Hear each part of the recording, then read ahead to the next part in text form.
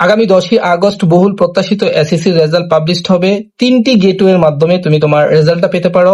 Number 1 mobile SMS এর মাধ্যমে, number 2 online ভিত্তিক কোনো ওয়েবসাইটের মাধ্যমে, আর নাম্বার 3 তুমি যে ইনস্টিটিউশনে পড়াশোনা করেছো সেখান থেকে রেজাল্টটা পাবা। তো রেজাল্টটা পাওয়ার পরে তোমার করণীয় হচ্ছে রেজাল্টটাকে তুমি সংরক্ষণ করে রাখবা। কোন সাবজেক্টে কত মার্ক পেলা সেটাকে অবশ্যই অ্যাড্রেস করবা।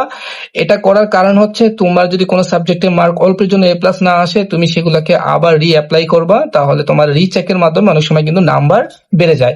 এখন ব্যাপার হচ্ছে রেজাল্টের ফলাফল নিয়ে এখানে দুইটা ইস্যু, একটা হচ্ছে তোমার প্রত্যাশিত ফলাফল আসা বা না আসা। যদি প্রত্যাশিত ফলাফল আসে তাহলে তুমি তোমার পরবর্তী স্টেপের জন্য ফোকাস করবা যে তুমি কলেজে অ্যাডমিশন নিবা, সেটার জন্য তোমার মাইন্ড সেট করে রাখবা। আর যাদের প্রত্যাশিত ফলাফল আসবে না তাদেরকে বলবো যে একটা রেজাল্ট তোমার জীবনের একটা অংশ, এটা কিন্তু তোমার পুরো জীবনের গল্প লিখে দিবে না।